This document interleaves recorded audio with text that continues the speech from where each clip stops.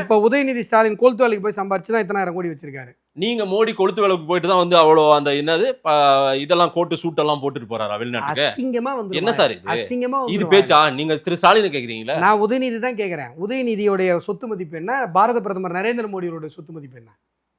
மோடி ஒரு நாளைக்கு மோடி ஒரு நாள் அவர் உடுத்துற துணியினுடைய மதிப்பு என்னன்றதெல்லாம் மதிப்பு என்ன சொல்லுங்க. மதிப்பு என்ன சொல்லுங்க. 4.5 லட்ச ரூபான்றாங்க.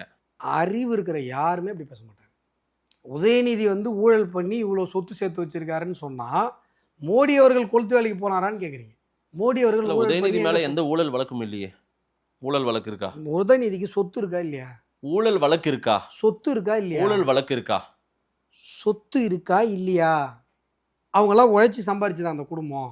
இன்னைக்கு உலக பணக்காரர்கள் பட்டியெல்லாம் அந்த குடும்பம் உட்கார்ந்துருக்கு.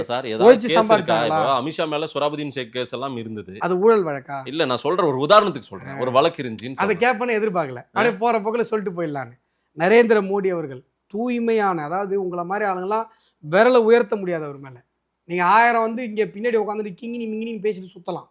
பிரகாஷ்ராஜ் பார்த்தீங்கல்ல, ஏர்போர்ட்ல இறங்கி நம்ம பாரத பிரதமர் நரேந்திர மோடி அவர்களுடைய ஹோர்டிங் வச்சிருக்காங்க.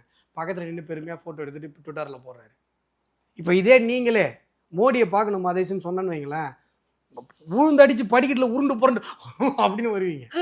எதிரிகள் கூட எங்களை தமிழ்நாட்டுக்கு ஏதாவது பண்ணுங்க ஐயா, உங்க மேல எல்லாம் மக்கள் பூரா நீங்க வந்து ஆன்டி மோடி மைண்ட் செட்ல இருக்காங்கன்னு சொல்லுங்க. நீங்க தமிழ்நாட்டுக்கு என்னென்னலாம் பண்ணணும்னு போய் படிப்பா தம்பி, முரசொல்லியே படிச்சுட்டு இருக்காதுன்னு ஏதாவது சொல்லி அனுப்பி விட்டுருவாரு.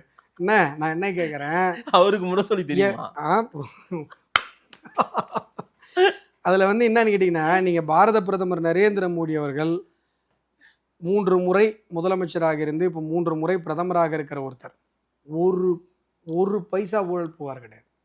நேர்மை, அவருடைய நேர்மை வந்து குஜராத் மாடல் தான் வந்து ரொம்ப டாப்பா இருக்கணும், திராவிட மாடல் டாப் ஆயிடக்கூடாது. அவருடைய நேர்மையை ஒத்துக்கிறீங்களா ஒத்துக்கலையா? இல்ல, அவர் மேல எந்த ஊழல் குற்றச்சாட்டும் இல்ல சார். எதுக்கானா இந்த வாயே ஒத்துக்கணும். அது இப்போ இல்லைன்னா நான் உட்காதுறதுக்கு அர்த்தம் இல்லை. நான் உதயநிதியை பேசும்போது நீங்கள் மனசாட்சியே இல்லாமல் பாரத பிரதமரை பேசுனீங்கல்ல, எவ்வளோ பெரிய தப்பு அது. மனசாட்சி இருக்கிற யாராவது அப்படி பேசுவாங்களா?